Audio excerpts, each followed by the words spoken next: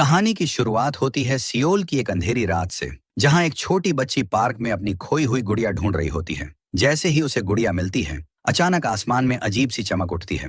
बच्ची पीछे मुड़कर देखती है और डर के मारे चीख पड़ती है, क्योंकि उसके सामने एक विशालकाय राक्षस गुजर रहा होता है। इसके बाद कहानी सीधा 25 साल आगे न्यूयॉर्क पहुंचती है। यहाँ ग्लोरिया पूरी रात पार्टी करने के बाद अपने घर लौटती है। उसका बॉयफ्रेंड टिम गुस्से से उस पर चिल्लाता है, क्योंकि नौकरी जाने के बाद से ग्लोरिया सिर्फ नशे और पार्टी में डूबी रहती है।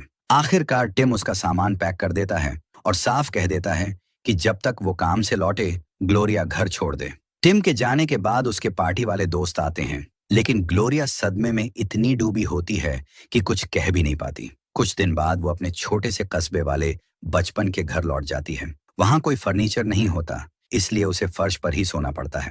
अगली सुबह जब वो मैट्रेस लेने दुकान जाती है, तो उसकी मुलाकात बचपन के दोस्त ऑस्कर से होती है। ऑस्कर उसे अपने बार में आने का न्योता देता है। बार में ग्लोरिया ऑस्कर के दोस्तों जोएल और जी से मिलती है। वह शराब से बचने की कोशिश करती है, लेकिन जब ऑस्कर उसके सामने बियर रख देता है, तो वो खुद को रोक नहीं पाती। रात भर सब बातें करते हैं और हंसते मुस्कुराते हैं, लेकिन जब जोएल उसे किस करने की कोशिश करता है, तो ग्लोरिया मना कर देती है। ये देखकर ऑस्कर गुस्से में जोएल पर चिल्लाता है और नाराज होकर वहां से चला जाता है। ग्लोरिया अपना मैट्रेस घसीटते हुए पार्क से घर ला रही होती है, लेकिन उसे सेट करने से पहले ही थक कर वहीं सो जाती है। नींद में उसे अपना बचपन याद आता है, जब वह इसी पार्क में खड़ी होकर हवा और बिजली चमकते हुए देख रही होती थी।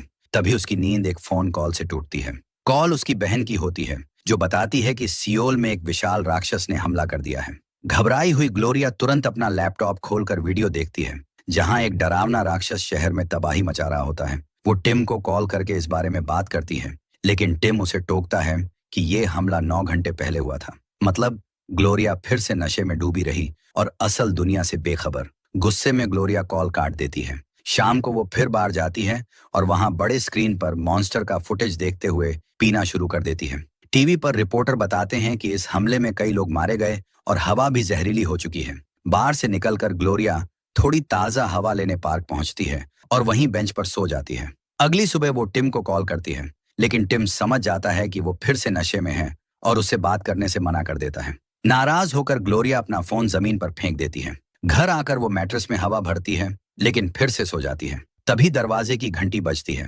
दरअसल ऑस्कर उसके लिए एक पुराना टीवी लेकर आया होता है। टीवी सेट करते हुए ऑस्कर बताता है कि मॉन्स्टर फिर सियोल में दिखाई दिया था, लेकिन इस बार उसने सीधा हमला नहीं किया, बस अजीब से हाथों के इशारे किए और कुछ इमारतें तोड़ी। हालांकि कुछ लोग जख्मी हुए, मगर पिछली बार जैसी तबाही नहीं हुई। मॉन्स्टर बिल्कुल 8:05 पर सामने आता है। यही समय पिछली रात और ठीक 25 साल पहले वाली घटना का भी था। उस वक्त लोगों को लगा था कि ये सब झूठी अफवाह है, क्योंकि बस एक ही फोटो थी, लेकिन अब सच सबके सामने था। ऑस्कर जाते जाते ग्लोरिया को अपने बार में काम करने का ऑफर देता है। ग्लोरिया खुशी से मान जाती है और उसे गले लगाती है। तभी उसकी नजर टीवी पर जाती है, जहां मॉन्स्टर अपने सिर को खुजला रहा होता है, बिल्कुल वैसे ही जैसे अक्सर ग्लोरिया करती है। रात को बार में काम करते हुए ग्लोरिया अच्छा प्रदर्शन करती है, लेकिन उसकी निगाहें बार बार स्क्रीन पर टिकी रहती हैं। अचानक स्क्रीन पर दिखता है कि वो राक्षस जमीन पर कुछ फेंकने जैसा इशारा कर रहा है। अगले दिन घर पर बैठी ग्लोरिया पुराने फुटेज देखती है और नोटिस करती है कि मॉन्स्टर कंधे पर कुछ घसीटते हुए चल रहा था, ठीक वैसे ही जैसे पिछली रात वो खुद पार्क में मैट्रेस खींच रही थी। ये देखकर उसके दिमाग में शक गहराता जाता है। कुछ दिन बीत जाते हैं और मॉन्स्टर फिर से नहीं दिखता। लोग तरह तरह की थ्योरी बनाने लगते हैं। कोई कहता है कि ये कोई मशीन है जिसे दूर से कंट्रोल किया जा रहा है, क्योंकि उसने कभी नीचे नहीं देखा। ग्लोरिया सच्चाई जानने के लिए नक्शे बनाती है और सियोल और अपने कस्बे के बीच कनेक्शन ढूंढने लगती है। आखिर एक सुबह वो अपनी थ्योरी टेस्ट करती है। ठीक 8:05 पर वो पार्क के प्लेग्राउंड में जाकर अजीब अजीब हाथों की हरकतें करने लगती है। फिर दौड़कर घर आती है और न्यूज ऑन करती है। टीवी पर दिखता है कि सियोल में मॉन्स्टर आ चुका है और वही इशारे कर रहा है जो ग्लोरिया ने किए थे। ये देखकर उसे यकीन हो जाता है कि मॉन्स्टर की हरकतों पर उसका ही कंट्रोल है। सदमे में वो बिस्तर पर गिर जाती है और गहरी नींद में सो जाती है। जब ग्लोरिया नींद से उठती है, टीवी पर अब भी न्यूज चैनल्स उसी मॉन्स्टर की तबाही दिखा रहे होते हैं। रिपोर्टर बता रहे हैं कि इंसानी मदद संगठन पीड़ितों तक पहुंचने के लिए संघर्ष कर रहे हैं। ग्लोरिया टिम को कॉल करती है और बताती है कि उसे अब नौकरी मिल गई है। तभी ऑस्कर अपने पुराने सोफे के साथ आ जाता है। दोनों मिलकर सोफा रखते हैं और ग्लोरिया आराम से बैठ जाती है, लेकिन ऑस्कर याद दिलाता है कि काम का टाइम हो चुका है। ग्लोरिया उसके साथ चली जाती है और टिम को लाइन पर ही भूल जाती है। बार में काम करते वक्त टिम बार बार कॉल करता है, लेकिन ग्लोरिया शराब पी रही होती है, इसलिए वो कॉल रिसीव नहीं करती। बार बंद होने के बाद ग्लोरिया तय करती है कि अब उसे अपना राज दोस्तों को बताना चाहिए। वो सबको लेकर पार्क पहुंचती है और कहती है कि सियोल की लाइव कैमरा फीड देखो। जैसे ही वो प्लेग्राउंड पर कदम रखती है, मॉन्स्टर सियोल में प्रकट हो जाता है और उसके हर मूवमेंट की नकल करने लगता है, यहाँ तक कि उसके डांस स्टेप्स भी। सब ये देखकर हैरान रह जाते हैं। तभी कोरिया में मिलिट्री एयरक्राफ्ट आ जाते हैं और मॉन्स्टर पर हमला करने लगते हैं। लेकिन जैसे ही गोलियां लगती हैं, दर्द ग्लोरिया को महसूस होता है। गुस्से में वो हवा में मुक्का मारती है और स्क्रीन पर मॉन्स्टर भी वही करता है, जिससे एक जहाज गिर जाता है। ग्लोरिया को एहसास होता है कि उसने शायद पायलट्स को मार डाला है। डर और सदमे में वो गिरकर बेहोश हो जाती है। होश आने पर ग्लोरिया अपने घर में होती है और टीवी पर देखती है कि मॉन्स्टर के गिरने से कितनी तबाही मची है। उसे एहसास होता है कि ये सब मौतें उसी की वजह से हुई हैं। वो टूट कर कहती है कि अब उसे पुलिस के हवाले खुद को कर देना चाहिए। लेकिन तभी ऑस्कर अखबार दिखाता है, जिसमें लिखा होता है कि मॉन्स्टर के साथ एक विशाल रोबोट भी नजर आया है। ऑस्कर को लगता है कि जब वो भी उसी प्लेग्राउंड पर कदम रखता है, तब ये रोबोट प्रकट होता है।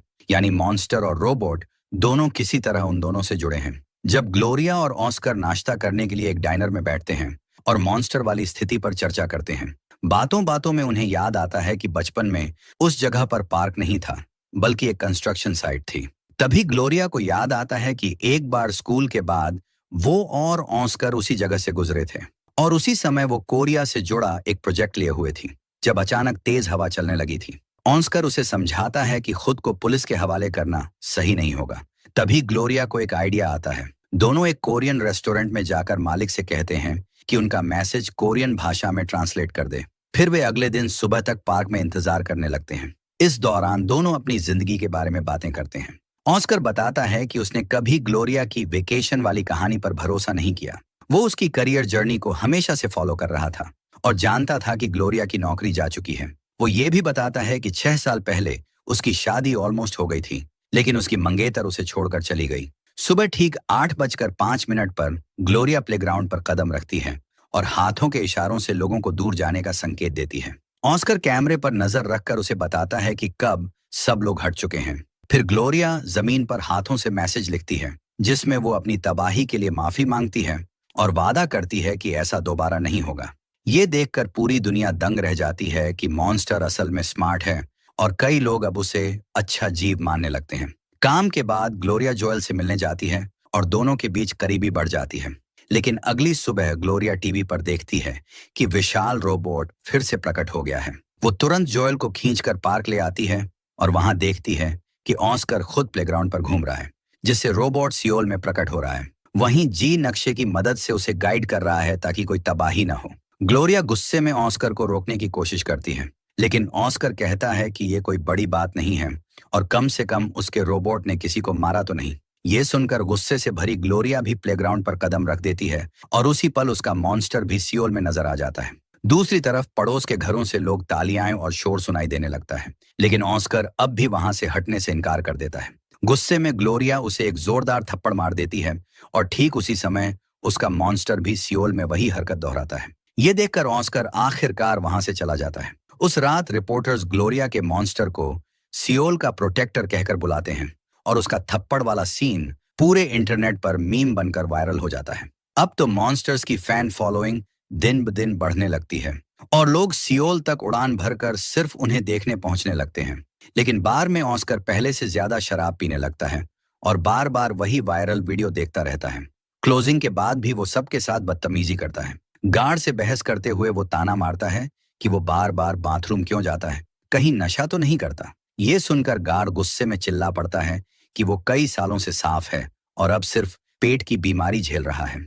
दोनों में झगड़ा बढ़ जाता है और गार्ड गुस्से में वहां से चला जाता है। फिर ऑस्कर ग्लोरिया पर दबाव डालता है कि वो भी कुछ पिए, क्योंकि उसने नोटिस किया है कि ग्लोरिया कई दिनों से शराब को हाथ तक नहीं लगा रही। ग्लोरिया समझाती है कि वो फिर से नशे में गड़बड़ नहीं करना चाहती, लेकिन ऑस्कर धमकी देता है कि अगर उसने नहीं पिया तो वो जाकर प्लेग्राउंड पर चलेगा। ये सुनकर ग्लोरिया पूरी बोतल उठाकर जमीन पर खाली कर देती है। ये हरकत देखकर ऑस्कर भड़क जाता है और गुस्से में अपनी वैन में बैठ जाता है। उसके साथ जोएल भी होता है ग्लोरिया घबराकर उसे रोकने की कोशिश करती है क्योंकि ऑस्कर पूरी तरह नशे में होता है और वो डरती है कि कहीं कोई पागलपन न कर बैठे। लेकिन ऑस्कर उस पर चिल्लाता है, गालियां देता है और जब ग्लोरिया वैन के सामने खड़ी हो जाती है तो परवाह तक नहीं करता। वैन घुमाकर उसके पास से निकल जाता है और तेजी से चला जाता है। सुबह ठीक 8:05 पर ग्लोरिया पहुंचती है और देखती है कि ऑस्कर पहले ही प्लेग्राउंड पर खड़ा है।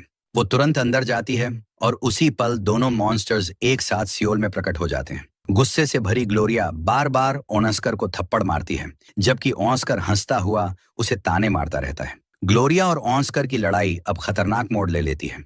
दोनों के हर थप्पड़ और मुक्के का असर सियोल में दिख रहा होता है। भीड़ चीयर कर रही होती है, लेकिन ग्लोरिया को समझ आता है कि ये खेल नहीं है। वो बार की नौकरी छोड़ने का ऐलान करती है, मगर ऑस्कर धमकी देता है कि अगर वो काम पर नहीं आई तो वो सियोल तबाह कर देगा। बचपन की यादें ग्लोरिया को सच्चाई दिखाती हैं और उसे एहसास होता है कि ये सब बहुत पहले से जुड़ा है। इस बीच जोएल उससे माफी मांगता है और उसका घर सजाने में मदद करता है। लेकिन जब वो ऑस्कर के घर जाती है तो उसे पता चलता है कि वो भी शराब और गुस्से से जूझ रहा है। इसी बीच टिम भी उसके होम टाउन में आ जाता है। शुरू में दोनों मिलते हैं, लेकिन बहस में टिम उसके वेट्रेस जॉब का मजाक उड़ाता है। हालात और बिगड़ते हैं जब बार में टिम की मुलाकात ऑस्कर से होती है। ऑस्कर सबके सामने बदतमीजी करता है और एक बड़ा पटाखा निकालकर फर्नीचर हटाने लगता है, जिससे ग्राहक डरकर भाग जाते हैं। ऑस्कर पटाखा जलाता है और बार में तबाही मच जाती है। बड़ी स्क्रीन टूट जाती है, आग भी लग जाती है। जब ग्लोरिया और टिम बाहर निकलने की कोशिश करते हैं तो ऑस्कर रास्ता रोककर कहता है कि ग्लोरिया उसे छोड़कर नहीं जा सकती। मजबूर होकर टिम सच बताता है कि वो नौकरी के बहाने नहीं, सिर्फ ग्लोरिया से मिलने आया था। लेकिन ग्लोरिया जानती है कि अगर उसने ऑस्कर को छोड़ा तो वो सियोल को तबाह कर देगा, इसलिए टिम अकेला चला जाता है। बाद में घर लौटकर ग्लोरिया देखती है कि ऑस्कर अंधेरे में शराब पी रहा है। वो कहता है कि वो सिर्फ इसलिए आया है ताकि ग्लोरिया टिम से बात ना कर सके। उसी रात ग्लोरिया को अपना बचपन याद आता है, जब उसने देखा था कि ऑस्कर ने उसका प्रोजेक्ट कुचल दिया था और तभी बिजली गिरने से पहली बार सियोल में राक्षस प्रकट हुआ था। उस हादसे में ग्लोरिया और ऑस्कर दोनों बेहोश हो गए थे और उनके खिलौने, एक मॉन्स्टर और एक रोबोट ही उनकी किस्मत बन गए। वर्तमान में ग्लोरिया ऑस्कर को समझाती है कि ये जलन या प्यार की बात नहीं है, बल्कि ऑस्कर खुद से नफरत करता है। ग्लोरिया शहर जाकर अपना करियर बना सकी, लेकिन ऑस्कर उसी छोटे शहर में फंसा रहा। आखिरकार ग्लोरिया टिम को कॉल करती है और कहती है कि वो उसके साथ चली जाएगी। तभी टीवी पर खबर आती है कि सियोल में 8:05 बजने वाले हैं। ऑस्कर खेलने के मैदान की ओर भागता है, लेकिन ग्लोरिया उसे रोकने के लिए कुर्सी से मार देती है। ऑस्कर गुस्से में ग्लोरिया पर हमला करता है, लेकिन ग्लोरिया फर्नीचर गिराकर उसे रोकने की कोशिश करती है। फिर भी ऑस्कर भाग निकलता है और खेल के मैदान तक पहुंच जाता है। वहां वो धमकी देता है कि अगर ग्लोरिया ने उसे नहीं रोका तो वो सियोल को पूरी तरह तबाह कर देगा।